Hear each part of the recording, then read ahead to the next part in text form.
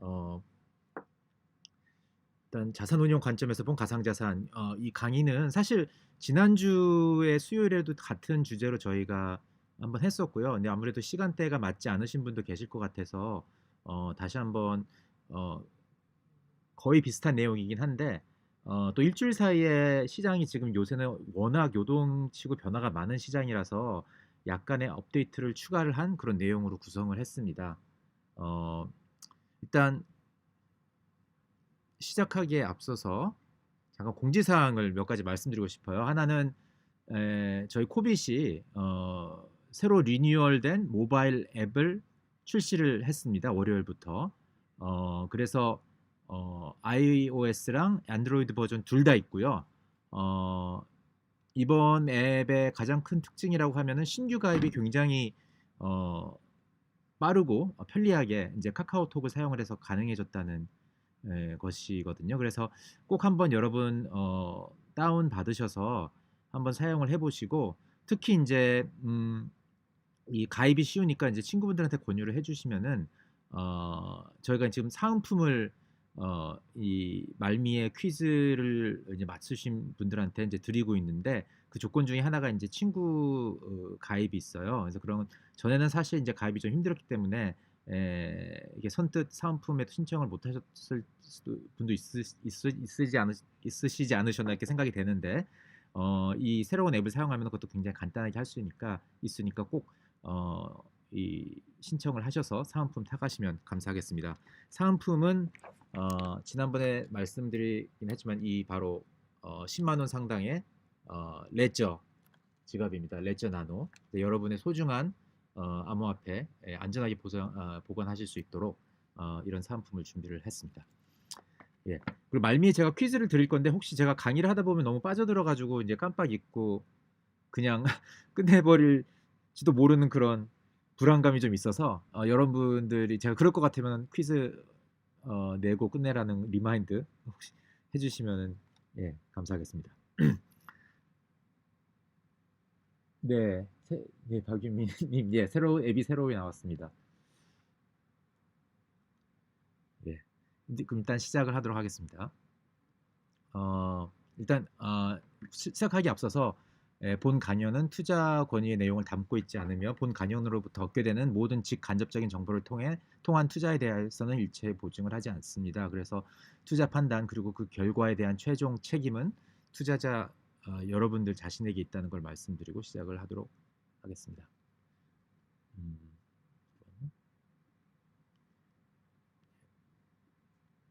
예, 일단 저에 대한 간단한 소개를 말씀을 드리면은 저는 현재 이제 코빗에서 사업개발팀 팀장을 맡고 있고요.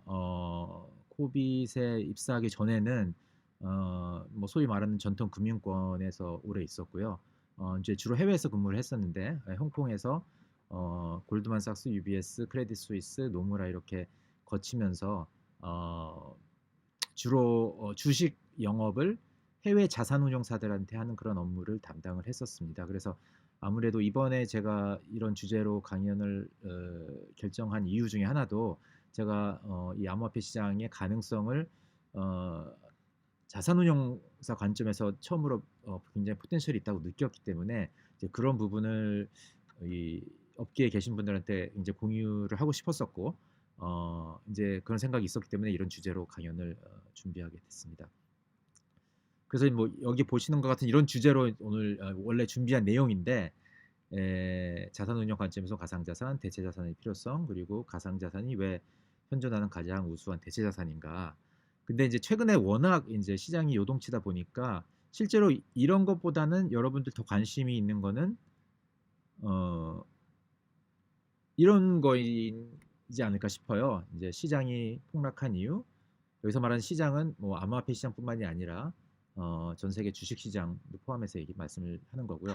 그다음에 이런 상황에서 비트코인도 같이 이제 폭락을 했는데 이런 상황에서 정말 비트코인이 안전자산이라고 얘기할 수 있는지 그리고 우리는 어떻게 대처해야 되는지 이런 부분이 여러분 더 관심이 있으실 것 같아가지고 일단 이런 부분을 간단하게 좀 짚고 그 다음에 원래 준비했던 그 자산운용 관점에서 본 가상자산으로 넘어가도록 하겠습니다. 그래서 일단 시장이 폭락한 이유, 이제 제도권 시장과 암호화폐 둘 다를 말씀을 드리는 건데, 아시다시피 요 한 24일간 한 30% 가까이 폭락을 했죠. 뭐 어제는 조금 반등을 하긴 했습니다만, 아직 그 피크 레벨에서는 굉장히 많이 조정을 받은 상태입니다. 그래서 이제 대부분 요새 뉴스는 사실 뭐 이 폭락이 일어나기 전부터도 뉴스 대부분이 이제 코로나 관련된 뉴스로 도배가 되어 있기 때문에, 당연히 뭐 이번에 폭락하는 것도 이제 코로나19가 전부인 것 같은 어떤 그런 식의 설명이 굉장히 많은데, 물론 큰 부분을 차지했겠죠. 그런데 한 가지 좀 재미있는 어, 제가 데이터를 하나 보여드리고 싶어요. 뭐냐면은 여러분 WHO가 이제 그 팬데믹을 이번에 선언한 게 세 번째인데, 이전에는 2009년에 있었어요. 스와인 플루라고. 이제 그 당시의 장을 보면은, 이 스와인 플루 이때 한국 분들은 많이 기억을 못 하실 수도 있지만은, 이것도 나름 굉장히 심각한 상황이었고, 2009년 3월에 처음에 바이러스가 이제 발견이 되면서 3개월 후에는 WHO가 팬데믹을 선언을 했고요. 실제로 사망자 숫자도 최소한 10만 명이 넘는 숫자로 집계가 되고 있거든요. 그래서 이 당시는 멕시코에서 시작이 돼서 미국 전역에 퍼졌고, 뭐 이런 상황이었는데, 이제 그 당시에도 지금 우리가 하고 있는 이, 이 피스트 범프 같은 것도 이때 생겨났고요. 오바마 대통령이 처음 시작을 하면서 뭐 이 정도로 하여간 굉장히 이제 그것도 나름 그 당시에는 심각했었는데, 주식 시장 자체는 굉장히 강세장이었죠. 어, 그래서 저는 이제 이 코로나 바이러스가 뭐 심각하지 않다는 얘기가 아니고, 어, 그거 하나만 가지고 지금 이 벌어지고 있는 시장에서 벌어지고 있는 일들은 다 설명하기는 힘들다는 부분을 이제 말씀을 드리고 싶은 거고요. 어, 그래서 저는 우리가 지금 상황을 정확하게 파악을 하려면은 코로나만 볼 게 아니라, 실제로 지금 우리가 지금 누리고 있는 이 금융 시스템에 어떤 문제점이 있는지를 알아야 될 거라고 생각이 들어요. 그래서 제가 지금 보고 있는 상황, 저의 의견을 말씀드리면은, 코로나19는 이제 젠가 게임의 마지막 블럭이었다. 여러분 젠가 게임 다 아실 거라고 생각이 되는데, 이렇게 블럭을 쌓았다가 하나씩 빼서 이제 위에 올려놓고, 이제 그러다가 이제 균형이 점점 약해져서 무너지면은 이제 마지막 블럭을 놓은 사람이 지는 거죠. 근데 이때 여러분 아시다시피 블럭이 너무 무너지는 이유는 그 마지막 블럭 때문에 넘어진다기보다는, 이 중간중간에 블럭을 빼면서 구멍이 생겨서 균형이 맞지 않는 상황에 딱 뭔가 마지막 블럭이 하나가 놓아지면은 이제 무너지는 어, 것처럼, 이번 상황도 어, 사실 그동안 굉장히 취약한 어떤 금융 시스템이 전 밑에 있었고, 그런 상황에서 코로나19라는 어떤 그 쇼크가 왔기 때문에, 에, 다른 어떤 굉장히 취약한 상황에서 왔기 때문에 무너졌다고 이렇게 보이고요. 그래서 그 이런 숭숭 뚫린 구멍은 뭐였냐면은, 2008년 세계 경제 위기 이후에 전 세계 중앙은행들이 감행한 양적 완화에서 생긴 여러 가지 부작용이 누적된 거다. 저는 그런 생각이 들어요. 그래서 이 부작용들이 에, 네, 부작용들이 무엇인지 한번 보면은, 어떤 것들이 있냐면은, 일단은 이제 통화량이 엄청나게 늘어났기 때문에, 그 결과로 이제 자산 가격이 인플레이션이 생기면서 주식이니 채권이니 부동산들이 굉장히 급등을 했고, 그 과정에서 빈부의 격차가 생기고, 거기서 포퓰리즘이 생기게 되면서 포퓰리즘을 내세우는 그런 정권들이 많이 들어섰고, 미국의 트럼프 대통령 같은 게 그 좋은 예 중에 하나이죠. 그러면서 자유무역주가 후퇴되면서 중미 무역 전쟁이나 이나 뭐 브렉시트나 이런 현상들이 생겼고, 이제 그런 것들이 경제 활동에 위축을 가져온 게 하나 있고요. 그 다음으로 이제 저금리 시대가 계속됐기 때문에 자본의 오용이라는 게 있었습니다. 이게 뭐 영어 표현은 이제 캐피털 미스 알로케이션이라고 얘기를 하는데, 워낙 이제 금리가 낮다 보니까, 금리라는 거는 일종의 리스크에 대한 그 정도를 측정하는 어떤 시그널인데, 이 시그널이 굉장히 왜곡이 된 거죠. 그러면서 굉장히 리스크가 많은 그런 비즈니스들도 굉장히 값싸게 자금 조달이 되면서, 그러면서 금융 시스템이 여러 가지 그 위험이 많은 그런 사업에 노출이 되면서 금융 시스템 도산 위험에 노출이 이제 과다하게 되는 그런 현상.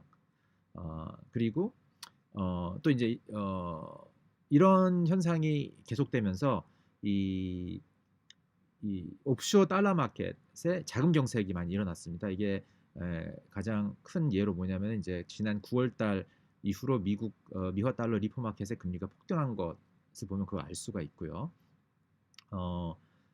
그리고 마지막으로는 이제 미국 대기업들의 연금들이 이제 채무 위기에 빠진 뭐 이런 것들을 부작용이라고 말씀드릴 수가 있습니다. 어, 그래서 이런 상황에서 이제 비트코인도 같이 폭락을 한 건데 정말 안전자산인가를 좀 얘기를 해보고 싶어요. 그래서 많은 분들이 비트코인 뭐 안 떨어질 줄 알았는데 이런 상황에서 떨어지고 있으니 이것이 안전자산이라고 얘기할 수 없다. 이제 이런 얘기를 많이 하시는데 어, 이제 지금의 상황은 이런 거죠. 지금은 이제 극도의 지금 이제 금융 시스템에 대한 불안감이 생기면서 이제 미 연준조차도 이제 굉장히 서둘러서 몇 주 사이에 여러 가지 정책을 쏟아부었습니다. 이제 일단 제로 금리 실시를 시작을 했고 두 차례에 걸쳐서 기준 금리를 1.5%나 포인트 1.5% 포인트 인하를 했고 그다음에 양적 완화를 어, 완전 무식할 정도로 지금 감행을 하고 있죠. 처음에는 뭐 얼마 정도 이렇게 얘기를 하다가 채권 시장 개입을 하면서 그다음에 국채랑 주택 저당 증권 MBS라고 말하는 그런 것만 사겠다고 얘기를 했다가 이틀 전에 발표를 한 게 무한정 매입이죠. 실제로 unlimited purchase라는 단어를 썼던 걸로 제가 이제 기억을 하는데 그러면서 여기다 또 이제 기업 채권도 포함을 했어요. 이제 기업 채권은 사실 어, 연준은 살 수 있는 매입을 할 수 있는 자산이 정부가 보증하는 자산만 살 수 있다는 그런 조항이 들어가 있거든요. 법적으로 그렇게 돼 있는데 그걸 거의 무시하다시피 하면서 이제 기업 채권도 사겠다는 말을 발표를 했죠. 이제 이거는 뭐 어떤 스페셜 비클을 셋업을 해서 그거를 통해서 사니까 괜찮다 뭐 이런 식으로 정당화를 하고 있는데 어쨌든 기업 채권까지도 무한종으로 사겠다는 얘기를 지금 하면서 개입을 한 거예요. 이제 이런 상황 속에서 이런 상황이 지금 된 건데 이게 지금 뭐 물론 코로나가 시발점은 됐지만은 사실 그 전부터 굉장히 취약한 상황이었다는 걸 알 수 있는 게 뭐냐면은 사실 이제 이 미 연준은 2019년 9월부터 미화 달러의 자금 정책이 심화됐기 때문에 아까 말씀드렸던 리포 시장에서 이제 이런 현상이 일어난 거죠. 그때부터 이미 개입을 시작을 했던 겁니다. 그래서 여기를 보면은 이제 리포 금리가 9월 말부터 이렇게 폭등을 했고요. 원래 이 금리는 1%, 2% 이래야 되는 금리인데 미 연준 금리랑 비슷해야 되는 금리인데 거의 8%, 10%까지 가는 이런 레벨로 폭등을 했고 그래서 미 연준이 그때부터 쭉 개입을 했었죠. 하면서 있다가 3월 달에 들어서는 지금 이렇게 많은 양의 개입을 하고 있는 상황이 된 겁니다. 그러니까 어, 여기서 말씀드리고 싶은 건 뭐냐면은 지금 달러의 자금 정책이라는 게 이미 어, 코로나 이전부터 생기고 있었다는 거. 그러니까 그것이 취약한 부분이 있었다는 거 이거를 꼭 알아야 되고요. 어, 그렇기 때문에 코로나가 이게 잡히더라도 지금 이 일렬의 그 금융시장에서 벌어지는 상황이 금방 마무리될 수 있다고 보기는 좀 힘들다는 거죠. 어, 네, 그래서 뭐 이 미 연준이 개입한 거는 보통 이제 어, 총 자산, 미 연준의 총 자산을 기준으로 많이 얘기를 하는데 사실 이제 이렇게 풀렸던 돈을 갖다가 거두어 들이다가 9월 말부터 다시 개입을 하면서 늘어나는 걸 볼 수가 이 차트에서 볼 수가 있고요. 뭐 이런 상황인 것입니다. 그러니까 지금 벌어지고 있는 거는 이제 금융위기의 시작점이라고 볼 수가 있고 이런 상황에서는 공통적으로 나타나는 현상이 현금에 대한 극도의 선호인 것이고요. 이런 상황에서는 자금의 차별화라는 건 굉장히 무의미한 상황인 거죠. 그래서 기본적으로 내가 지금 갖고 있는 자산이 시장성이 있느냐 없느냐 현금으로 바꿀 수 있느냐 없냐 이것만 중요한 것이고 또 시장성이 있는 자산은 무조건 이제 현금 확보에 쓰이는 어, 그런 상황이었던 거죠. 그래서 그런 상황에서는 안전자산이고 뭐고 이런 구별 차이는 별로 무의미해지면서 시장성이 있으면 그냥 무조건 현금 확보를 위해서 시장에서 던져져서 현금화되는 그런 과정을 겪는 그런 상황인 것이고요. 그렇기 때문에 예, 금조차도 이번에 보면은 이렇게 많이 우리가 안전자산이라고 부르는 금조차도 이렇게 가격이 떨어졌던 것입니다. 어 실제로 2008년 금융위기가 왔을 때도 금은 7개월간 32%가 이렇게 떨어졌어요. 3월 17일 베어 스턴스가 파산을 하면서 이제 이제 현금 선호 현상이 일어났고 그 상황은 거의 7개월 동안 계속됐습니다. 어 그렇기 때문에 지금 이 현금 선호 현상은 사실 이게 지금 몇 개월이 걸리는 그런 프로세스인 거고, 그래서 어저께 잠시 장이 폭등을 하긴 했지만은 그렇다고 이게 다 끝났다고 이렇게 말할 수 있는 그런 과정은 아니라고 저는 생각을 하고요. 2008년의 예를 들어도 잘 알 수 있는 사실이 아닌가 생각이 됩니다. 그래서 이제 실제로 이제 이 암호화폐 같은 경우는 이제 유동성이 굉장히 풍부하기 때문에 여기 보시면 알 수 있는 게 작년에 어, 상위 10위 가상자산의 전 세계 연간 거래량을 나타낸 건데 어, 뭐 이런 것들이 저희 코빅 같은 거래소 존재하는 이유죠. 여러분들의 이제 일반인들에게 유동성을 제공해주기 위해서 사고 싶을 때는 쉽게 사고 팔고 싶을 때는 쉽게 팔 수 있도록 유동성을 제공하기 위해서 이제 코빅 같은 거래소가 존재를 하는 건데 이것이 이제 양면의 칼인 거죠. 이렇게 금융 위기가 올 때는 어, 이 매도의 대상이 돼버리기 때문에 어, 가격이 빠질 수밖에 없었다는 이제 그런 말씀을 드리고 싶은 것입니다. 이제 다른 대체 자산에 비해서는 굉장히 이제 에, 현금화하기가 쉽다는 걸 보여드리기 위해서 이제 여기 비교를 해놓은 것이고요. 어, 그래서 이런 상황에서는 저희가 이제 어떻게 대처를 해야 되냐는 부분을 말씀을 드리고 싶은 건데 굉장히 사실 어려운 지금 시기입니다. 누구한테도 지금 뭐 얘기 나오기로는 이제 브릿지워터 같은 굉장히 레이 댈리오가 운영을 하는 헤지펀드인데 그런데도 지금 20% 정도 마이너스가 났다고 뭐 그런 얘기가 돌고 있어요. 그러니까 사실 이런 상황에서 돈을 벌기는 굉장히 힘든 상황인 것이고요. 어,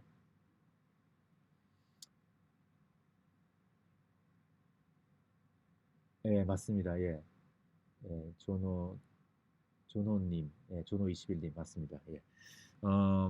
그래서 어떻게 대처를 해야 되는 부분을 좀 말씀을 드리고 싶은데 아까 말씀드렸듯이 이제 금조차도 이렇게 7개월 정도 걸렸기 때문에 에, 이 과정은 좀 몇 개월 제가 지속될 걸로 보고는 있는데 그러면 저점을 어떻게 잡느냐 사실 이거는 신의 영역이니까 뭐 제가 이렇게 말씀드릴 부분은 아니라고 생각은 돼요. 근데 한 가지 어느 정도 그래도 타이밍을 잡고 싶다는 분들한테 제가 말씀드릴 수 있는 거는 주식시장하고 비교해 봤을 때 저점이 조금 더 빨리 올 수도 있지 않을까 하는 생각이 들어요.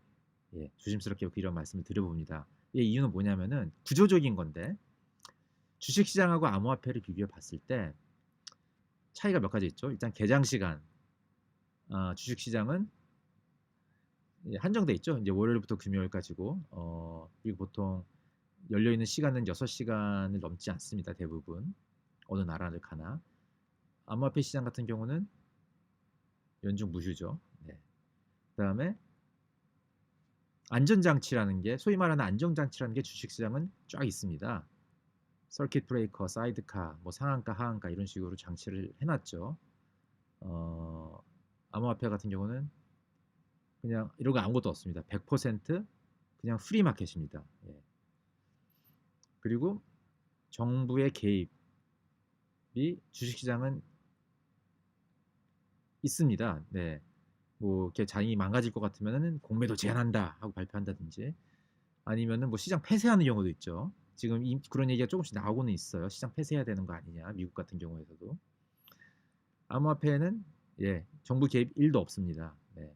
그래서 이 차이가 어떻게 보면 이제 변동성이 큰 이유이기도 하는데 이게 어떻게 보면은 되게 장점일 수도 있어요. 왜냐하면은 그만큼 매도돼야 될 물량이 암호화폐 시장인 경우는 빨리 소화될 수 있다는 거죠. 주식 시장은 매도돼야 될 물량이 이런 어떤 구조적인 이유로 안전장치니 정부 개입이니 뭐 이런 것 때문에 어, 슬로우 모션으로 일어날 수밖에 없기 때문에 주식 시장은 되게 좀 더디어지는 거고 암호화폐는 굉장히 빨리 이루어지는 거고 그랬을 경우에 저점은 암호화폐 시장이 주식 시장보다는 더 빨리 올 수 있지 않을까 매도 물량이 더 빨리 소화되기 때문에 이제 그런 생각을 좀 해봅니다. 어, 예, 제가 예, 지금 질문을 많이 해주셨는데 요즘 커뮤니티 분위기 보면 너도 나도 주식 계좌, 코인 계좌 만들러 가는데 이런 분위기라면 아직 사면 안 되는 게 아닐지. 채굴자들은 가격을 기다리느라 천천히 던질 수도 있겠네요. 네, 그렇죠. 채굴자들은 가격을 기다리느라 천천히 던질 수도 있겠다. 네. 그러니까 채굴자들 같은 경우는 이제 자기네들도 비용이 있으니까 다 그 상황에 반응이 다를 것 같아요. 채굴자들 중에서 좀 어느 정도 자금 여력이 있는 채굴자들은 좀 손실이 나더라도 좀 몇 달 더 버틸 수 있을 것 같고 만약에 도저히 안 되겠다는 그런 채굴자들은 그냥 닫을 수밖에 없겠죠. 그러니까 다 각자 그 처해 있는 재정 상태나 현금 상태에 따라서 다를 것 같아요. 어, 네. 그리고 좀 이제 근데 예. 아까 했던 얘기를 조금 잠깐 더 계속 이어서 해보면은 어, 실제로 저점이 이제 제가 암호화폐 시장은 더 빨리 올 수 있다는 말씀을 드렸는데 실제 2008년을 보면은 어, 그런 모습을 볼 수가 있습니다. 2008년 보면 여기 노란색이 금이고 파란색이 S&P인데 노란색 같은 경우는 2008년에 7월부터 지금 10월, 11월에 차트를 보여준 거예요. 보면은 10월 말에 저점을 찍고 어, 상승을 했죠.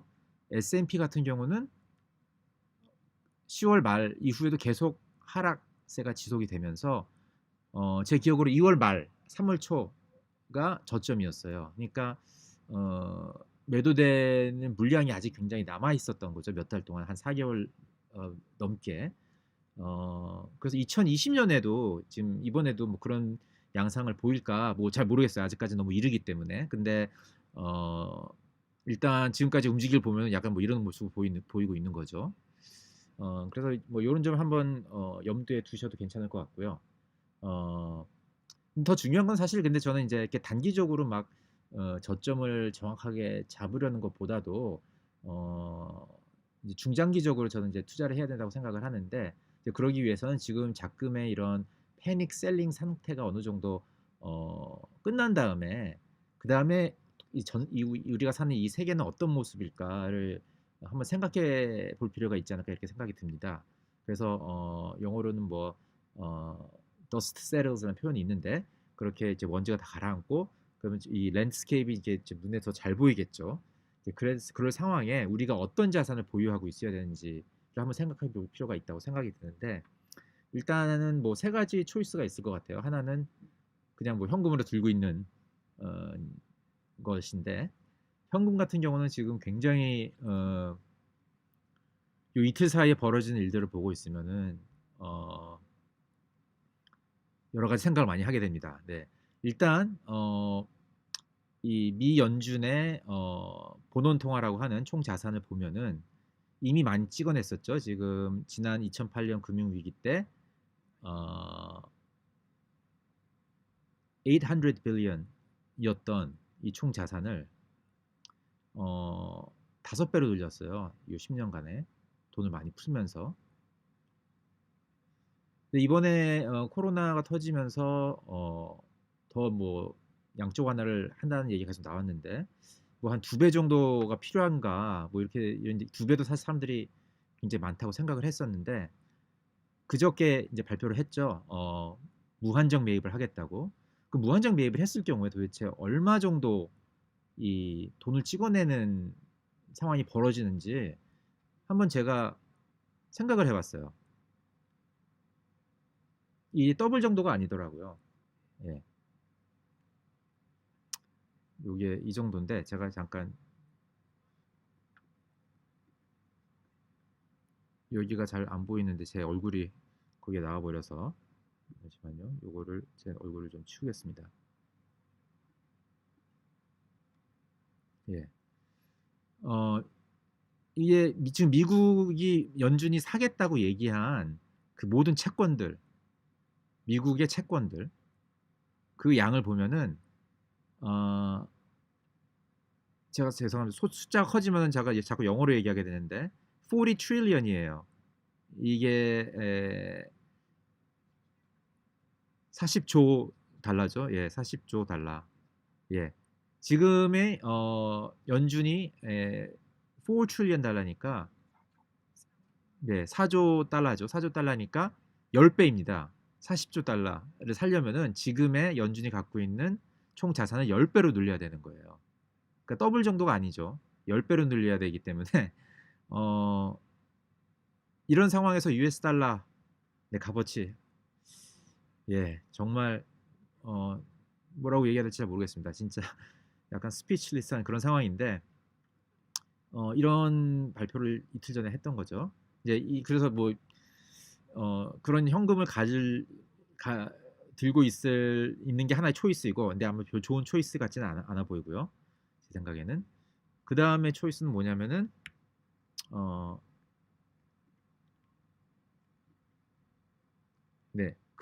금이 있겠죠. 이제 금 같은 경우도 이제 안전자산인데 인제 안전자산 이제 5천 년 동안 뭐 안전자산이라고 사람들이 믿어왔던 자산이고 어 근데 이제 금이 희소성이 어 물론 이게 좀 제한돼 있긴 하지만은 사실 뭐 해마다 1에서 2.5%는 이제 늘어나고 있어요. 그리고 지금처럼 금 가격이 이제 최근에 많이 오르기 시작했는데 이제 그렇게 되면 금 채굴하는 채굴업자들은 여태껏 수지가 안 맞아서 채굴을 안 했던 금 리저브 같은 것도 채굴을 하기 시작하면서 해마다 증가하는 양은 늘어날 수가 있는 거죠. 그러니까 희소성이 분명히 있기는 하나 그 희소성은 절대적인 것이 아니고 금 가격의 변화에 따라서 뭐 늘어날 수도 있는 그런 공급을 갖고 있는 그런 것이기 때문에 그런 좀 상대적인 희소성이기 때문에 어 뭐 물론 다른 자산에 비해서는 안전하겠지만은 뭐 완벽하지는 않습니다. 어 특히 또 한 가지 금은 지금 금을 투자할 때는 한 가지 문제점이 있어요. 이거 오늘 아침에 제가 좀 들은 뉴스인데 이런 게 있습니다. 우리가 금을 투자를 할때 어 가장 손쉽게 할 수 있는 거는 주식시장에 있는 ETF, 금 ETF를 사는 거죠. 아니면은 뭐 금 선물을 산다든지 이제 그런 거를 이제 실제 금은 아닌 거죠. 금에 대한 증표를 사는 건데 그러니까 페이퍼 골드라고 얘기를 합니다.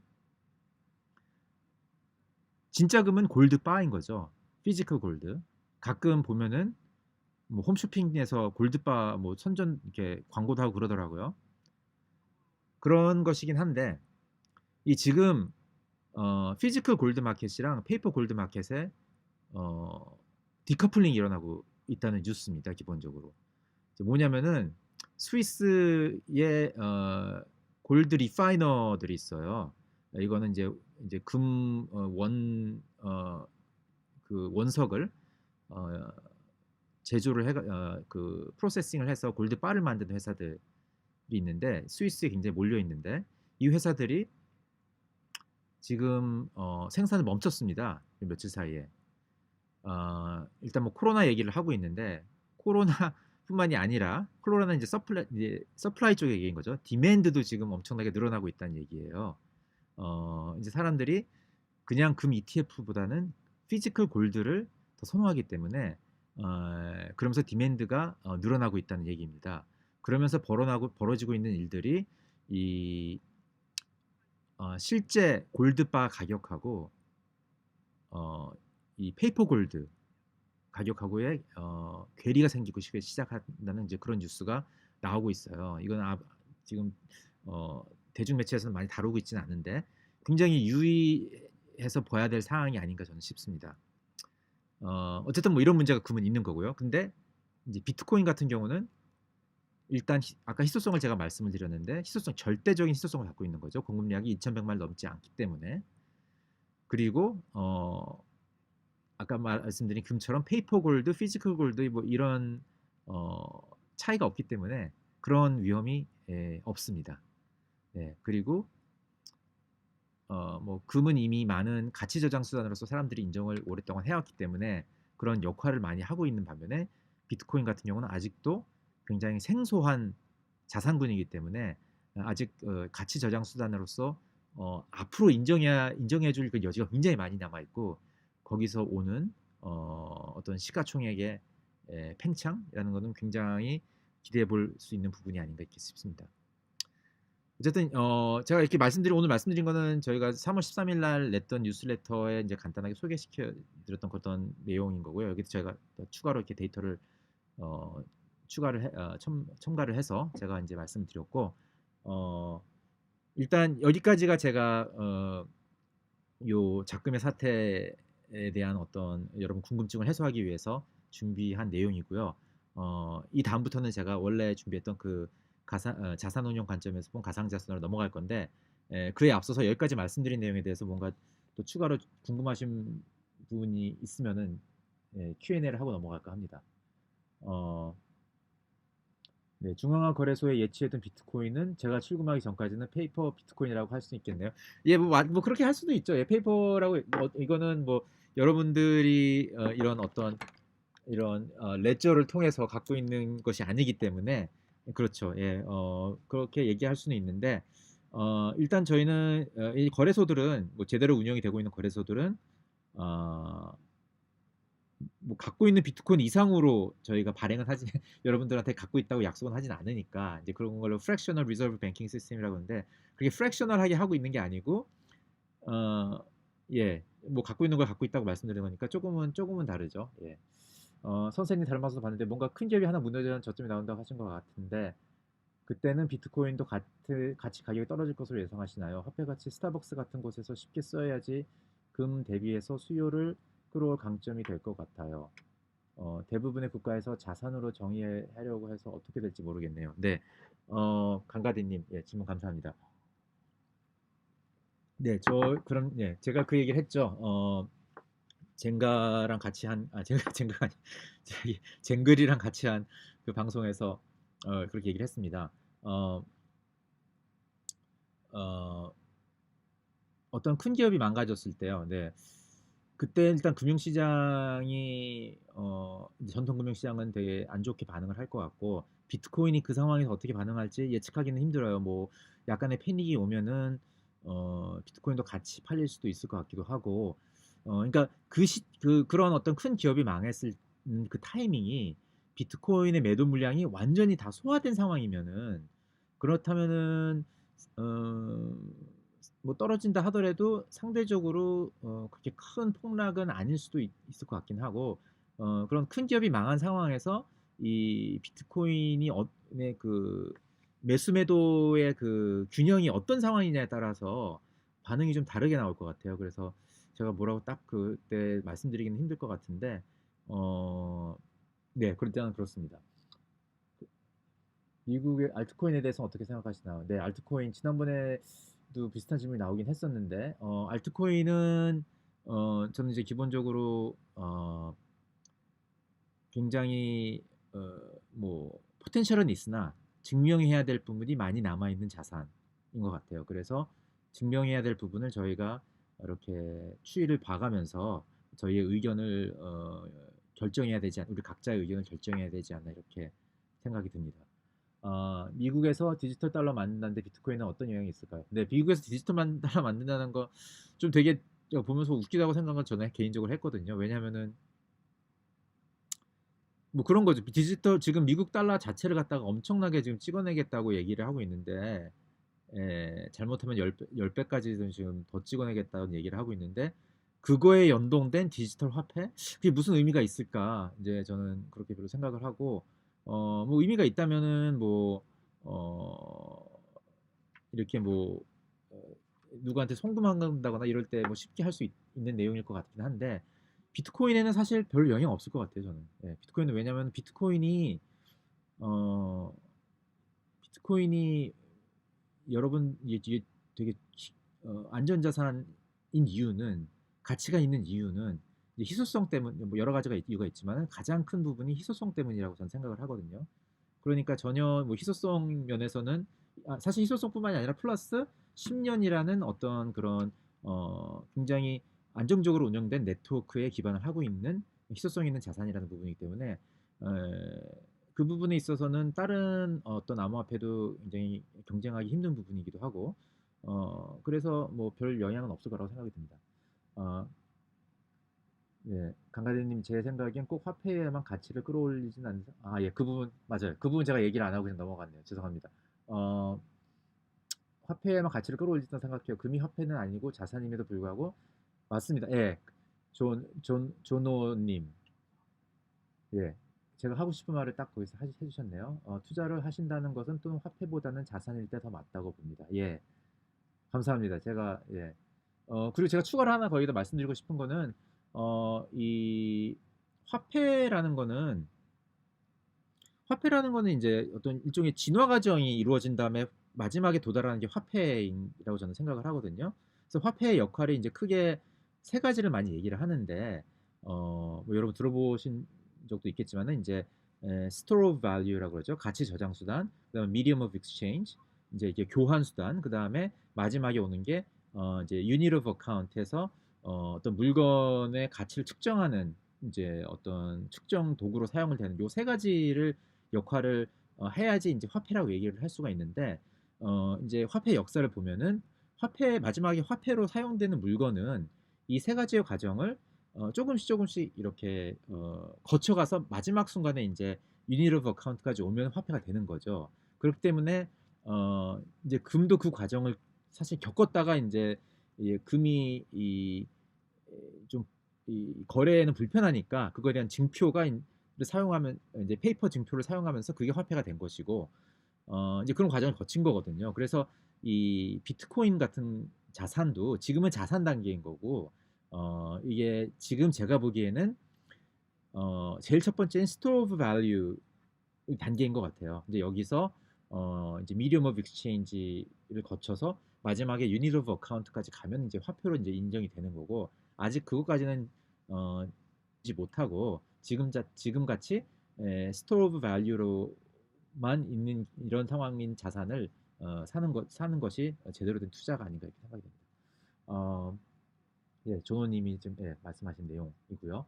미국 하원 민주당 코로나19 경기 부양책에 관련 법안 최신 버전에 에, 디지털 달러 제한이 삭제됐다고 더블로그에 입사 전했다. 디지털 달러 제한은 미 연준이 디지털 달러 원래 시스템을 만들어 미국인들에게 코로나19 지원금을 전달하는 내용을 담고 있다. 예, 맞아요. 예, 저도 이거 사실 삭제되기 전 버전을 제가 봤어요. 네. 어, 삭제를 했군요. 삭제했다는 건 저는 모르고 있었습니다. 저는 투자로만 보기보단 실제 사용되었으면 하고 바래서요. 미국이 갈때 좀 편리할 것 같아서요. 자산으로만 되면 밀레니얼 세들에게 비트코인 붐을 일으키기는 좀 부족할 것 같아요. 그리고 실제 사용돼야지 비트코인이 오래 갈 것 같아요. 예, 예, 맞습니다. 예, 예, 실제로 사용할 수 있으면은 더 좋긴 하죠. 예, 근데 일단은 그러니까 이런 것 같아요. 이 암호화폐라는 네이밍이 저는 화폐라는 단어가 들어가는 바람에 사람들이 자꾸 화폐로 쓰이지 않은 암호화폐라 뭐 이게 가상화폐, 암호화폐, 화폐라면서 왜 화폐로 안 쓰여? 그러니까 가치가 없어. 이런 식의 로직으로 자꾸 사람들이 생각하기 쉬운데 그래서 저는 이 네이밍이 좀 저는 개인적으로 불만스럽거든요. 사실 암호 자산 이게 더 정확하다고 저는 봅니다.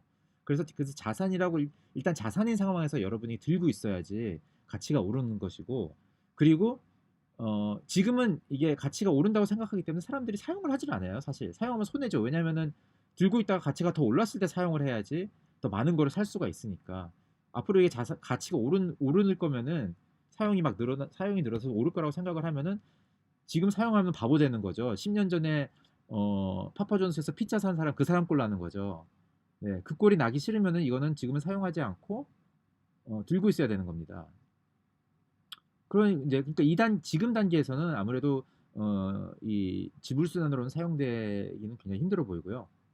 이제 차츰차츰 이제 그런 어떤 인프라도 생기면서 라이트닝 네트워크라든지 뭐 여러 가지 인프라가 생기면서 이제 그런 환경이 됐을 때 그게 몇 년 걸릴지는 모르겠지만은 그때 이제 화폐로 사용이 될 거로 보이고 그렇지만 지금부터 사고 있어야지 어, 그런 인프라가 갖춰지고 어, 그 효용성이 높아졌을 때 오는 가치 상승 효과를 여러분들이 누릴 수 있다는 거죠. 네. 비트코인은 투자 자산. 어, 스테이블코인에서 나올 겁니다. 그와 별개로 화폐 용도의 또 다른 블록체인 토큰이 필요하다고 생각합니다. 네. 뭐 스테이블코인이 그런 걸 수도 있는 거고요. 예. 가상자산이 외국에서는 일반적. 우리나라만 암호화폐. 예. 그렇죠. 뭐 크립토커런시 이렇게 뭐 쓰기도 하는데, 예. 뭐 영어도 사실 크립토커런시라는 단어도 저는 좀 약간 미스리딩하다고 생각을 해요. 맞아요. 스승법에서 가상자산 면책. 예. 그 이제 그 FATF에서 Virtual Asset이라고 하니까 그걸 그냥 그대로 쓰는 건데, 뭐 거기서 꼭 쓴다 그렇게 쓴다고 해서 꼭 그렇게 써야 될 필요는 없다고 저는 생각이 들고요. 일본 같은 경우는 이제 암호자산이라고 쓰고 있고, 그러니까 이 자산은 뭐 꼭 외국에서 쓰니까 우리도 그렇게 써야 돼. 뭐 이렇게 꼭 저는 생각은 안 합니다. 정확하게 뜻을 전달할 수 있는 그런 단어를 알아서 이제 잘 이해를 하는 이 업계를 이해하는 사람들이 쓰기 시작하면은 좋지 않을까 뭐 그런 생각을 좀 갖고 있습니다. 네. 또 뭐 혹시 잠깐만요. 제가 이 후에 제가 질문이 더 있으면은 어 제가 답을 한 다음에 넘어가 갈게요. 그 외에 여러분들 질문 던지셨는데 그 중에 제가 얘기를 할 만한 게 있는지 어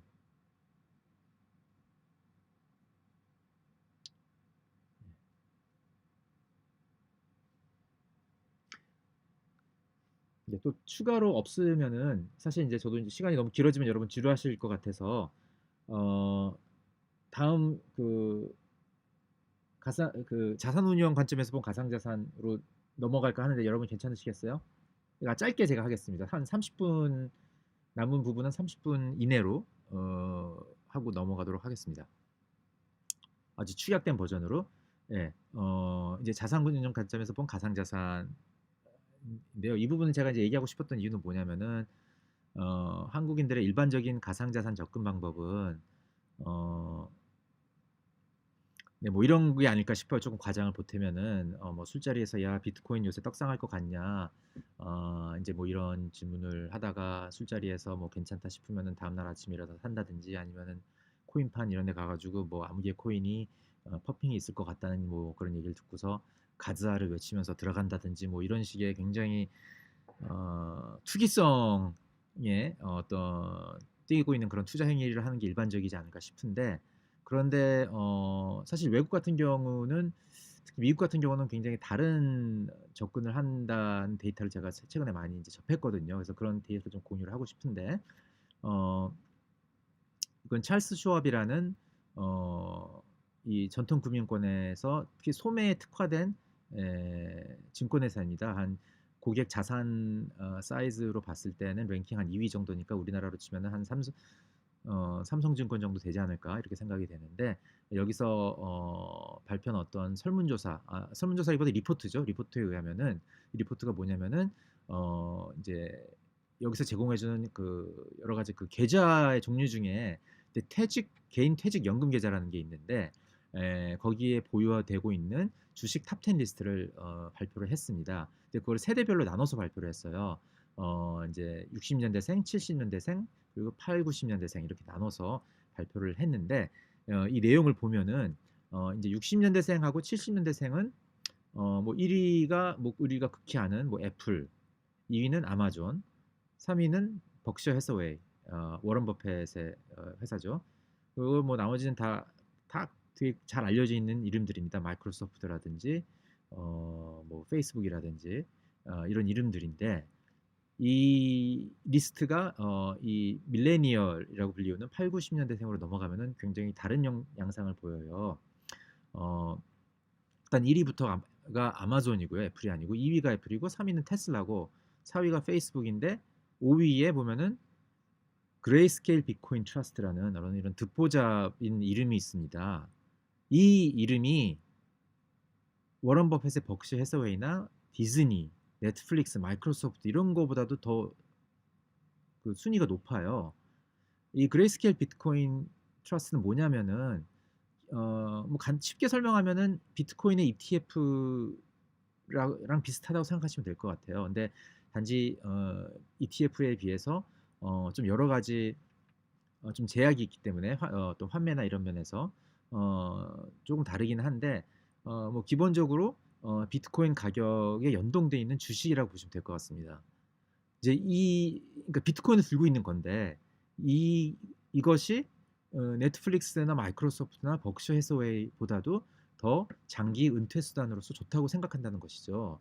이 계좌는 이 연금 계좌, 퇴직연금 계좌라는 거는 장기 보유를 유도하기 위해서 뭐 여러 가지 세금 혜택도 이렇기 때문에 이걸 뭐 샀다 팔았다는 계좌가 아니거든요. 그냥 존버하는 계좌인데 여기에 이 비트코인이 순위가 굉장히 높다는 얘기입니다. 그러니까 밀레니얼들은 이미 굉장히 비트코인을 장기 투자 수단으로서 받아들이고 있다는 것이고요. 어 그러니까 굉장히 사뭇 다른 거죠. 한국의 어떤 그런 투자성으로만 바라보는 그런 눈 시각과는 굉장히 다른 시각을 갖고 있다는 걸 말씀드리고 싶은 것이고, 그다음에 두 번째로 제가 보여드리고 싶은 데이터는 이 대학 기금입니다. 대학 기금도 이 가상자산에 투자를 하고 있다. 이건 한 1년 반 정도 된 뉴스이긴 한데 미국의 아이비리그 대학들이 암호화폐 투자에 나섰다는 뉴스가 나왔었고요. 이제 대학 기금 중에 94%가 직접 또는 간접 투자를 통해서 암호화폐 투자를 하고 있다. 이제 이 트렌드 선두주자인 분이 이제 예일대 기금의 최고 운영 책임자인 데이빗 스완슨이라는 분인데 이분은 진짜 모든 사람들이 따라하고 싶어하는 분이죠. 그래서 다른 대학들도 다 이분 따라하고 있는 거예요, 사실은. 그래서 이분에 대한 설명을 드리면 이제 운용 자금 한 300억 불 정도로 운영을 하고 있고 34년간 평균 연간 수익률이 13.8%였습니다. 이런 식의 수익률을 냈었죠. 80년대에 이제 취직을 해서 이 예일대 기금에 어, 이제 30년 동안 이렇게 수익을 낸 분입니다. 그래서 이분이 실리콘밸리에서 운영되는 대형 크립토 펀드 두 곳에 전체 자산의 1.3%를 이제 투자를 했다는 뉴스였던 건데 이제 이런 분들이 뭐 네, 펌핑 어디 한다는 뉴스를 갖다가 뭐 레딧 이런 데서 읽고서 투자는 한 건 아닐 거라는 거죠. 그래서 이런 분들이 투자를 결정을 할 때는 어, 어떤 그 논리로 투자 결정을 내리는지 제가 이 부분을 말씀을 오늘 드리고 싶은 거거든요. 이 부분이 이제 자산운용 관점에서 어프로치를 한 것이고, 그래서 이 부분을 여러분한테 말씀을 드리고 싶었던 것입니다. 어, 그래서 이 차이는 지금 어디서 오는 건지를 말씀을 드리자면은 이제 자산운용의 기본 원칙인 분산 투자에 의해서 이제 하고 계신 거거든요. 그래서 분산 투자의 원리에 대해서 제가 아주 알기 쉽게 간단하게 설명하고 넘어갈까 합니다. 그래서 이 분산 투자의 원리는 사실 이 마르코비츠라는 이제 교수님이 1955년에 포트폴리오 이론으로서 이제 처음으로 발표를 했던 이론이죠. 그 당시에 27살이었는데 지금 이제 나이를 드시고 92세입니다. 아직 살아계시긴 한데요. 예, 이제 이분의 이제 그 포트폴리오 이론을 간단하게 말씀을 드리면은 이제 자산을 분산 투자해서 포트폴리오를 구성해서 투자를 하면은 기대 수익률을 희생하지 않고서도 리스크를 감소시킬 수 있다라는 게 주된 내용이고요.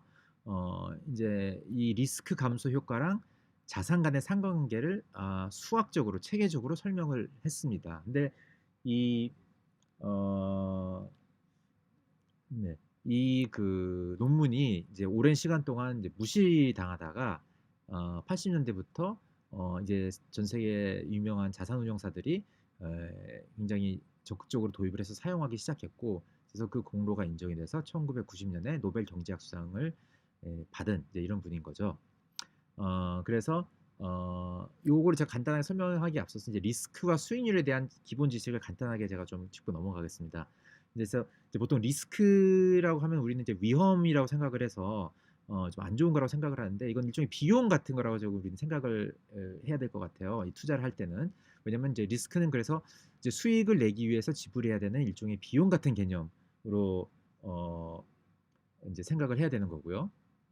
어 그렇기 때문에 우리가 수익률을 창출하기 위해서는 비용 없이는 저희가 뭐 수익률을 낼 수가 없으니까 뭐 커피 한 잔을 사 먹더라도 비용을 지불해야 되는 것처럼 수익률에 대한 비용은 리스크이기 때문에 리스크 테이킹을 해야지만 수익이 창출될 수 있는 거고, 근데 한 가지 차이점은 리스크라는 것은 이제 쌍방으로 표출되기 때문에 리스크에서 나오는 결과물은 수익일 수도 있으나 손실일 수도 있다는 부분, 그리고 이제 비용이니까 비용을 많이 내면 많이 낼수록 수익률 동안 많이 얻을 수 있고, 또 그만큼 손실도 클 수 있다는 것이고, 그다음에 리스크도 비용이라는 얘기는 뭐냐면은 이것도 수치로 표현을 할 수가 있는 것이고, 이제 그 수치는 보통 변동성으로 많이 표현을 하게 되는 거죠. 그래서 변동성이라는 건 자산 가격의 출렁거림을 나타내는 건데 그래서 여기서 보이는 것처럼 리스크가 큰 경우는 이렇게 막 출렁거림이 심한 경우를 얘기하는 거고 자산 가격의 출렁거림이 리스크가 낮은 경우는 자산 가격이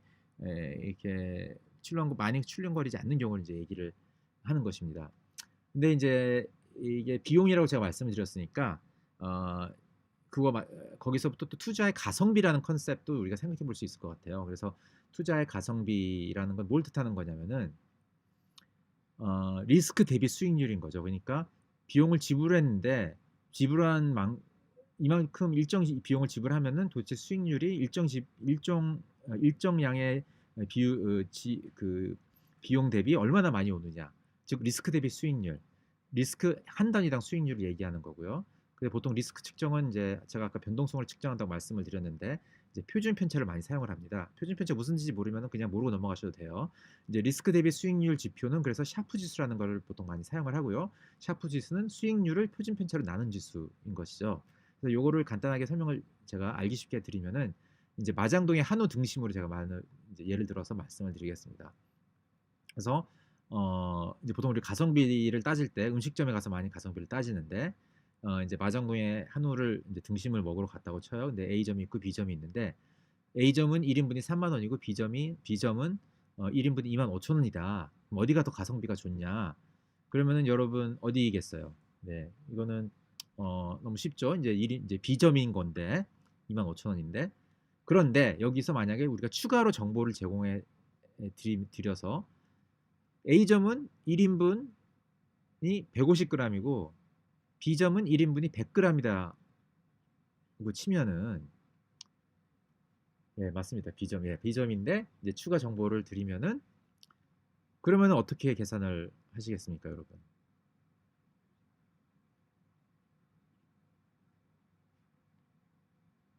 네, 추가 정보가 있으면은 좀 답이 달라지겠죠.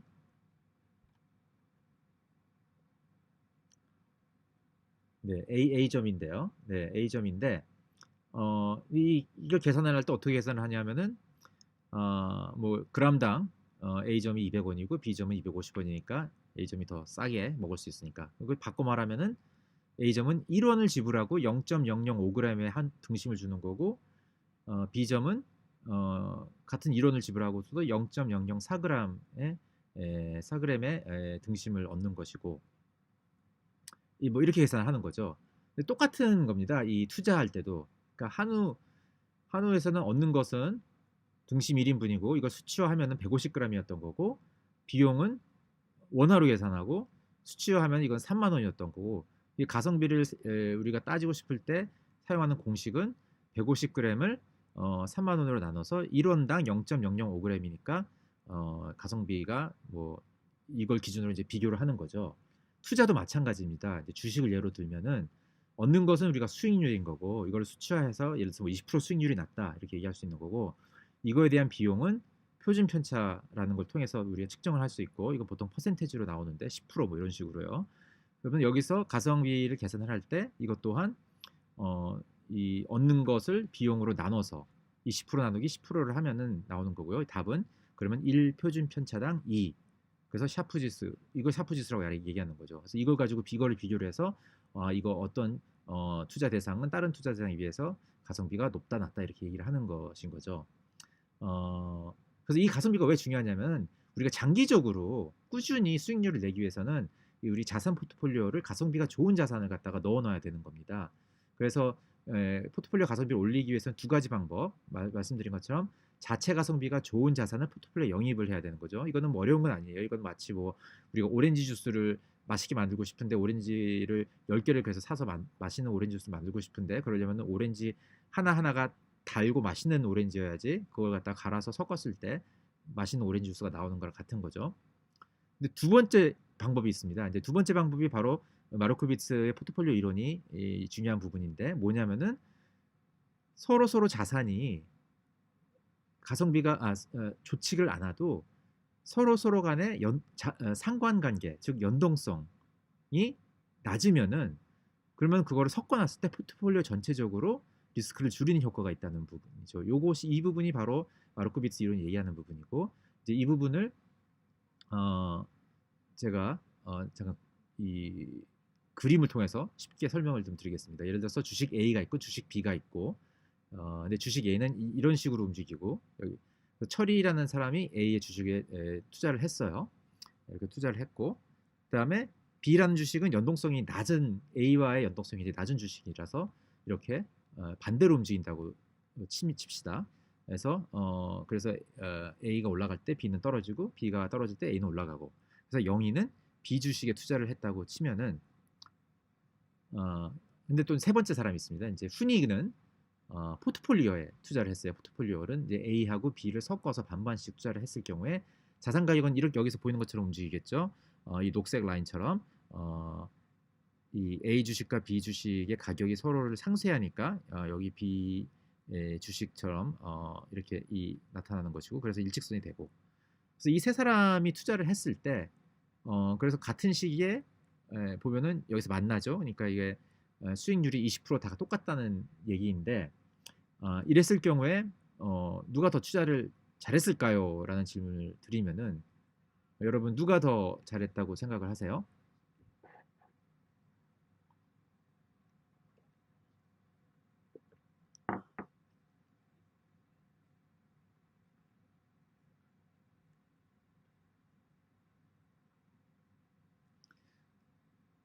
네, 이랬을 경우엔 다 20%니까 예, 맞습니다. 3번. 예. 3번입니다. 다 20%라고 똑같다가 아니죠. 왜 그 이유는 뭐냐면은 같은 20%를 냈더라도 가장 변동성이 적게 냈기 때문에 변동성을 제가 투자를 하기 위한 비용이라고 말씀드렸잖아요. 그러니까 가장 적은 비용을 지불하고서 20%라는 수익률을 낸 겁니다. 그렇기 때문에 같은 한우 등심을 먹더라도 더 싸게 먹은 거랑 마찬가지인 것처럼 더 가성비 좋은 투자를 한 거죠. 훈이가. 그래서 이런 효과를 이렇게 포트폴리오 투자를 함으로써 가져올 수 있다는 거죠. 서로 A가 갖고 있는 위험, B가 갖고 있는 위험을 서로 상쇄시키면서 비용을 줄였기 때문에. 그래서 바로 이 부분을 바로 이게 바로 예일대 기금이 하고 있는 겁니다. 예일대 기금뿐만이 아니라 예일대 기금을 위시한 모든 그런 그 기관 투자 자산운용사들은 이 부분을 굉장히 중요시해요. 분산 투자를 리스크를 줄임으로 상관관계가 낮은 자산을 넣어서 리스크를 줄임으로써 이 포트폴리오 전체 리스크를 줄이는 그 과정을 굉장히 중요시합니다. 그래서 근데 한 가지 여기서 중요한 점은 뭐냐면은 무조건 자산 숫자를 갖다가 한 개에서 두 개, 두 개에서 세 개에서 뭐 10개, 100개로 늘린다고 해서 리스크가 계속 줄어들지는 않아요. 이제 그걸 나타내는 게 이 차트인데 이것은 레이 달로의 프린스플이라는 책에서 제가 좀 빌려왔습니다. 그래서 이거 보면은 이제 이쪽에 Y축이 포트폴리오 리스크를 나타낸 거고요. 높을수록 리스크가 높은 거고 내려갈수록 리스크가 낮은 것이고 리스크가 떨어질수록 특정 연대 손실 가능성도 낮아지는 거죠. 그래서 이 리스크를 많이 줄일수록 한 해에 손실 날 확률이 잘하면 11%, 1%까지도 줄어들 수 있는 거예요. 근데 줄이기 위해서는 어떻게 해야 되냐? 이 X축을 보면은 이게 포트폴리오 자산수입니다. 그래서 포트폴리오 안에 자산을 하나에서 두 개, 두 개에서 세 개 이렇게 늘려가는 건데 이게 늘려간다고 그래서 계속 일직선으로 떨어지지는 않아요. 죄송합니다. 이제 그걸 제가 예를 들어서 좀 말씀을 드리면 예를 들어서 제가 이제 은행 주식을 하나 들고 있는데 여기서 리스크를 좀 분산시키고 싶다 해서 B라는 은행 주식을 넣고 C라는 은행 주식을 넣고 계속 그렇게 은행 주식을 넣다 보면은 리스크가 이렇게 줄어들겠죠. 그렇지만 나의 은행 주식이 한 10개 가까이 되기 시작하면은 그 다음부터는 리스크가 별로 안 줄어듭니다. 안 줄어듭니다. 왜냐하면은 아무리 10개를 들고 있어도 내 포트폴리오 안에 들고 있는 주식들이 다 은행 주식이면은 은행 산업의 리스크는 그대로 남아 있는 거죠. 여기서 이런 식으로 그냥 다시 일직선이 되는 겁니다. 그러면은 여기서 더 추가로 리스크를 줄이고 싶으면은 은행 주식과 상관관계가 낮은 다른 산업을 영입을 해야 되는 거죠. 그래서 예를 들어서 뭐 자동차 주식을 넣는다든지 반도체 주식을 넣는다든지 하면은 그런 식으로 상관관계가 낮은 그래서 코릴레이션이 상관관계인데 자산을 넣음으로써 더 추가적으로 리스크를 줄일 수 있는 것이고 근데 아무리 그렇게 해도 내가 들고 있는 주식이 전부 다 한국 주식이라면은 한국 시장의 리스크는 남아 있는 것이고 거기서 더 추가적으로 리스크를 분산시키고 싶으면은 해외 주식을 영입해야 되는 거죠. 그럼 미국 주식을 예를 들어서 미국이나 뭐 일본 주식을 이렇게 넣으면은 상관관계가 한국 주식에 비해 또 낮으니까 또 이렇게 떨어지는 것이고 예. 근데 만약에 주식만 갖고 있으면은 제가 주식에 대한 리스크는 아직도 노출이 돼 있기 때문에 더 떨어뜨리고 싶으면 거기다 다른 주식이 아닌 다른 자산, 예를 들어서 채권을 넣으면 또 떨어지는 거고 이런 식으로 계속 떨어지는 겁니다. 그리고 그 과정을 계속 반복하다 보면은 마지막에는 금융 자산만 내가 들고 있는데 여기서 더 리스크를 줄이고 싶으면 비금융 자산을 넣어야 되는 것이고 여기서 말하는 비금융 자산이 대체 자산이라는 것입니다. 그래서 이런 투자는 사실 국민연금 같은 데서도 하고 있어요. 이제 국민연금 홈페이지에 가면은 자산이 어떻게 분산 투자되어 있는지 나타나 있고 여기에 보면은 일단 국내 채권이 제일 많습니다. 45%인데 사실 이거 국민연금이 처음 생겼던 80년대에는 더 많았어요. 거의 100%였어요. 100%에 가까웠던 거를 이런 분산 투자 이론을 국민연금도 시행을 하면서 조금씩 분산 투자를 한 것이고 그러면서 국내 주식이라든지 해외 주식이라든지 해외 채권에 분산을 시킨 것이고요. 그 과정을 반복하다 보니까 대체 투자까지도 국민연금도 하고 있는 겁니다. 그래서 대체 투자안을 보면은 인프라, 부동산, 사모투자, 헤지펀드 뭐 이렇게 써 있는데 이런 건 다 자산운용 관점에서 봤을 때 이런 걸 이제 대체 투자 자산이라고 얘기를 하는 것이고요. 이제 국민연금과 예일대 기금의 차이는 뭐냐면은 예일대 기금은 굉장히 선도적인 역할을 하는 어떤 그런 그 투자 철학을 갖고 있기 때문에 남들보다 한 발 앞서서 이 상관관계가 낮은 가상자산까지도 투자를 한 것이고 국민연금은 아직 거기까지는 안 간 거고 뭐 이런 차이가 있는 것이죠. 그래서 이제 대체 투자라는 걸 다 정리해서 말씀을 드리면은 이제 전통 금융 자산군 외에 대비해서 상관관계가 낮은 자산군에 투자하는 행위를 얘기를 하는 거고요. 여기서 말하는 이제 대체 자산군이라는 거는 이제 전통 금융 자산운용사 관점에서 봤을 때는 뭐 원자재, 기금속, 헤지펀드나 부동산 뭐 이런 게 들어갈 수 있는 것이고 이제 저희 같은 개인 투자가 봤을 때는 뭐 미술품이나 뭐 보르도 와인이나 아니면 요새 뭐 스니커 가지고서도 스니커텍 하는 분도 계시다고 그러고 뭐 그런 것도 들어갈 수 있는 것이고요. 그리고 이제 가상자산 같은 게 있다고 생각이 됩니다. 근데 이제 그래서 이제 이 가상자산을 투자 다른 대체 투자가 많은데 이거 해야 되는 이유는 이제 간단하게 다섯 가지 있지만 두 가지를 간단하게 말씀을 드리면은 이제 말씀드리는 것처럼 상관관계가 굉장히 낮다는 거 다른 자산에 비해서 그다음에 자체 가성비가 우수하다는 거 그래서 첫 번째를 말씀드리면은 이제 이 상관관계가 낮다는 거는 제가 이거 뭐 이번 주, 지난주, 이번 달 이렇게 짧은 데이터를 가지고 얘기하는 게 아니고 이게 상관관계가 낮은지 높은지를 보기 위해서는 되게 장기간의 데이터를 이제 봐야 되는 것이고요.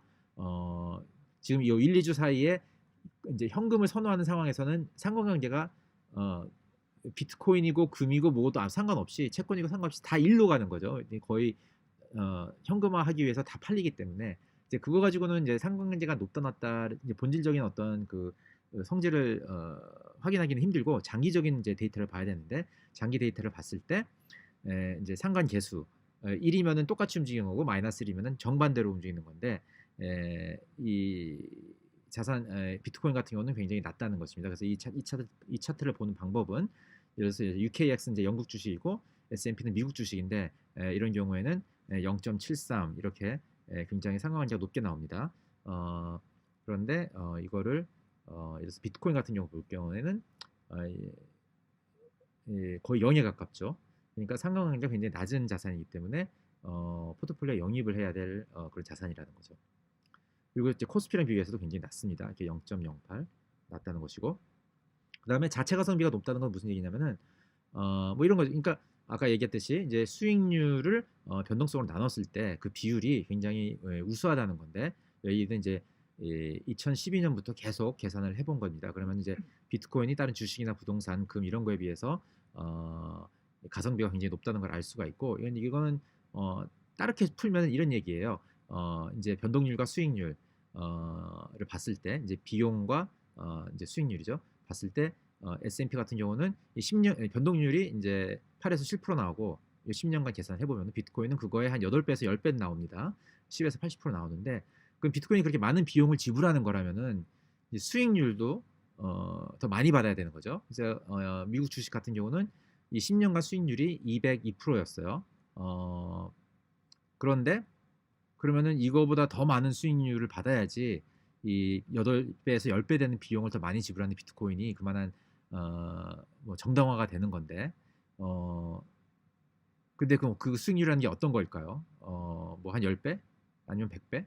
근데 실제로 보면은 100배보다도 더 많은 3억 7천만 배의 수익률을 가져다 놨으니까 비트코인은 기꺼이 높은 변동률이라는 비용을 지불하고서도 살 수 있는 가성비가 아주 좋은 그런 자산이다 이렇게 얘기할 수 있다는 것이죠.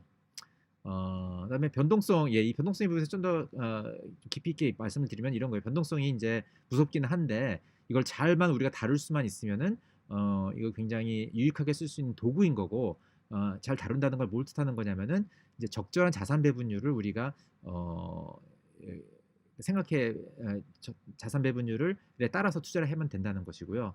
여기서 말하는 적절한 자산 배분율이라는 거는 사실 이제 전통 금융 이론을 사용해서 저희가 계산을 할 수가 있습니다. 근데 그 여러 가지 그 계산법에 따라서 다르게 나오는데 실제로 그런 연구들이 영어권에서 많이 존재를 하고 있고 그 제가 여러 가지 읽어봤는데 그 결과를 보면은 보통 적게는 0.8%에서 많게는 10% 정도의 배분율을 권장을 하고 있고요. 근데 이거는 뭐 정확한 숫자는 여러분 개인의 그 재정 상황이나 위험에 대한 어떤 그 수요도나 이런 거에 달라서 다 달라지기 때문에 여러분 각자가 정하셔야 될 것 같고 뭐 한 가지 참고를 한다면은 아까 말씀드린 예일 대기금 같은 경우는 자기네들이 운용하는 그 운용 자산의 1.3%만 이제 투자를 한 그런 케이스인 것이죠. 근데 여기에 또 재밌는 한 가지 연구가 있는데 뭐냐면 어떤 사람이 그 100% 미국 주식에 투자를 하고 또 한 사람은 95% 현금을 갖고 있고 5%만 비트코인을 투자를 했을 때 수익률을 이제 비교를 해봤더니 5%만 비트코인을 섞어도 굉장히 수익률이 주식보다 좋게 미국 주식보다 좋게 나왔고 이 리스크 또한 적었다는 그런 연구 결과가 있습니다. 이거는 플랜 B라는 그 트위터 상에서 활동하는 어떤 그 암호화폐 애널리스트 분의 걸 제가 빌려왔는데 여기를 보면은 어, 이 파란색이 비트코인 섞었을 때 수익률이죠. 녹색에 비해서 항상 이제 높았던 이거는 이제 각 2010년, 11년, 12년 각 해에 4년간 어, 장기 보유했다는 4년간 보유했다는 가정하에 이제 낸 것인데 이렇게 이 차트를 보면 그걸 알 수가 있습니다. 네, 그래서 이제 어, 요약을 드리면은 이제 저희가 이제 투자를 잘하기 위해서는 장기간 지속적인 수익률을 생성을 해야 되고 그러기 위해서 그렇게 자산 포트폴리오 구성을 해야 되는데 그런 포트폴리오 구성을 하기 위해서는 저희가 이제 포트폴리오 이론이라는 이론을 사용해서 구성을 할 수가 있는 거죠. 근데 그랬을 때 우리가 스스로한테 질문을 해야 되는 거는 어떤 자산이 떡상할 거냐, 떡락할 거냐 이런 질문이 아니고 그리고 또 이 자산이 변동성이 높냐 낮냐 이것도 아니고 우리가 질문해야 될 거는 두 가지입니다. 이 자산이 자체 가성비, 즉 리스크 대비 수익률이 높냐 낮느냐. 그리고 그 질문과 그것이 아니라면은 지금 내가 갖고 있는 자산과 비교해서 연동성이 즉 상관관계가 높냐 낮냐 이 두 가지를 물어봐야 되는데 가상자산은 다행히도 이 두 가지 질문에 다 예스라는 거죠. 다른 자산군보다도 월등한 자체 가성비를 갖고 있고 상관관계는 영향을 갖고 있고 그리고 변동성은 도구일 뿐이기 때문에 이걸 잘 이용을 해서 소량의 자산 배분을 대응을 하면은 굉장히 좋은 수익률을 가져다 줄 수 있는 것이고 이러한 방식으로 자산 운용하는 것은 모두가 할 수 있는 것이라는 거죠. 뭐 꼭 무슨 프로그래밍을 할 줄 알아가지고 알고리즘 트레이딩 한다든지 뭐 API를 사용해서 어떤 트레이딩 한다든지 물론 그게 할 수 있는 분들은 하셔도 되지만은 그런 걸 모르는 분들도 그냥 이 자산 배분을 통해서 보유만 하고 있어도 이런 비트코인의 이런 다양한 되게 유익한 성질들에서 여러 가지 이익을 볼 수 있다는 이제 그런 내용이었습니다. 네, 여기까지가 제가 준비한 내용이고요. 또 뭐 이거 외에 다른 추가로 뭐 질문하시고 싶은 부분이나 뭐 궁금한 부분 있으면은 질문을 받도록 하겠습니다. 예, 일주일에 로또 사는 비용으로 꾸준히 투자해 보는 것도 좋은 것 같습니다. 네, 저도 괜찮은 것 같아요. 로또 요새 얼마로 시작하는지 전 잘 모르겠는데 좋은 방법. 그게 그 분할 매수죠. 분할 매수 방식으로 저점을 마켓 타이밍이라는 건 굉장히 힘들기 때문에 그런 조금씩 넣는 적립식으로 사는 거 굉장히 저는 괜찮은 방법이라고 생각을 합니다. 정말 저도 공감함. 자산을 분산 투자하고 자기만의 포트폴리오 짜서 분석해서 리스크 최소화 중요하죠. 네, 맞습니다.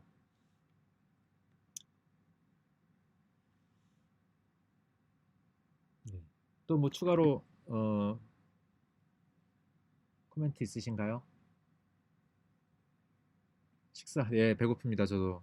여러분들도 식사 시간일 것 같은데, 예, 예, 참여해 주셔서 감사하고요.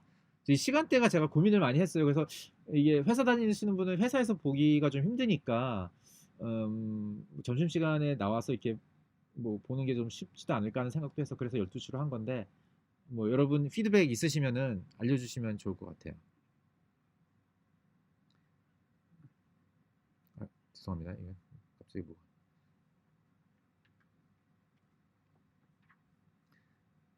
네, 여기서 그러면은 제가 죄송합니다. 예, 그 그러면 여기서 마무리를 하고요. 여러분이 기다리셨을 것 같은 이제 퀴즈를 제가 드리도록 하겠습니다.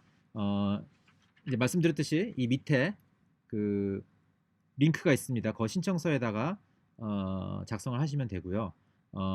그 조건이 있는데 하나는 친구 추천이고 두 번째는 이제 퀴즈에 대한 답을 넣으시는 거죠. 이제 퀴즈에 대한 답은 퀴즈는 제가 지금 읽어드리겠습니다. 예, 이 아까 말씀드렸듯이